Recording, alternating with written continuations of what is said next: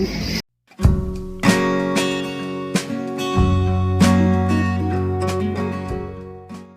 one, wake up early, gonna rise with the sun. Step two, get some good, some food in you. Step three.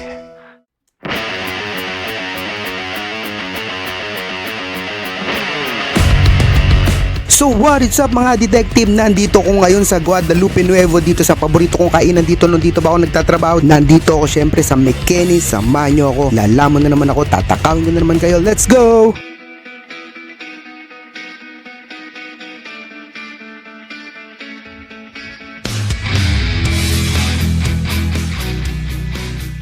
So itong McKenny's nga pala ay located sa Yabot Street dito sa Guadalupe Nuevo at nakapag-vlog na ako sa kanila nung nakaraan. Flashback.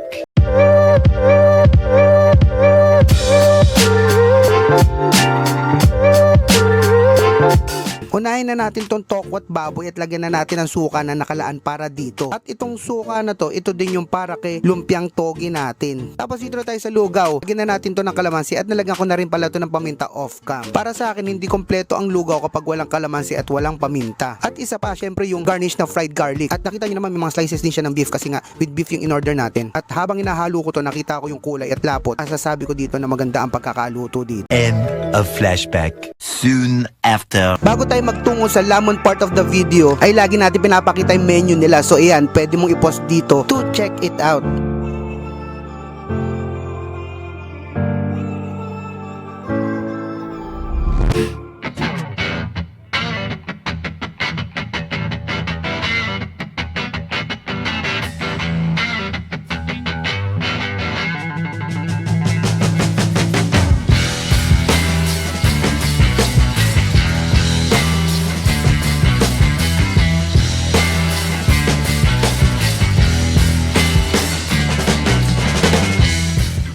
FYI pala, marami silang available na ulam dito, iba-iba kada araw. Kaya nung nakita kong available itong chicken liver steak, ay matik na si Astro Adinyo napabili nito. Syempre hindi ko papalagpasin ito, no? Mapa-adobo o steak o prito, aba G lagi sa atay, manok man yan o baboy. Next naman yung bopi sa paboritong lutuin ni Papa, na pinamana na sa akin yung recipe niya. At ito din ang paboritong ulam ni Leslie. Syempre hindi ko din papalagpasin to. Madalang na kasi nagtitinda ng bopis nowadays. Next naman is yung kilayin or kapampangan version of kilawin. Nakatikim ako ng ganito sa Tarlac last year at nagustuhan ko to. Kaya nung nakita ko na meron silang ganito, antimano in-order ko agad. Madalas akong kumakain ng mga karinderya ulam nila dito at itong tatlo lang na videohan ko. Para sa akin ay pinipili ko ito over sa mga cheaper karinderya around kasi mas gusto ko yung mga luto nila dito. On to their sizzling meals at unahin ko na tong sizzling pork chop. At nagpa-add-on nga pala ako ng sunny side up na itlog at nirequestan ko to na malasado. Yung pork chop pala nila dito malambot. Ang daling hiwain kahit kutsara lang ang gamit ko. Hindi na kailangan gamitan ng kutsilyo at makikita nyo naman dito na may kasama itong gravy. Hindi lang pala to malambot, masarap din. Malasa yung breading pero hindi sobrang alat. Tapos yung gravy, added flavor siya. Hindi umasa yung pork chop na maging masarap dahil sa gravy. So pareha silang may role na mapasaya ang taste buds mo. Ngayon, sinamahan ko na ito ng itlog. Bali itlog, pork chop, kanin at gravy all in one subo at nagparty ang aking taste buds. One eternity later. Last but not the least, itong sizzling beef mushroom, nakitang-kita naman na iba yung gravy from the pork chop. Parang ang creamy ng gravy neto. This is composed of obviously the beef, mushroom, gravy, mixed veggies, and lahat ng sizzling meals nila ay may kasama ng Java rice. As usual, tinikman ko muna ito ng beef lang pero no choice dito, naliligo to sa gravy kaya mayroon tong kasamang gravy. Okay siya, malambot at hindi nawala yung beef flavor nito sa pagkakaluto. At yung milky gravy nila may kasamang mushroom ay katulad kanina, goods ito. Ngayon naman, sinamahan ko na ng kanin, all in one subo.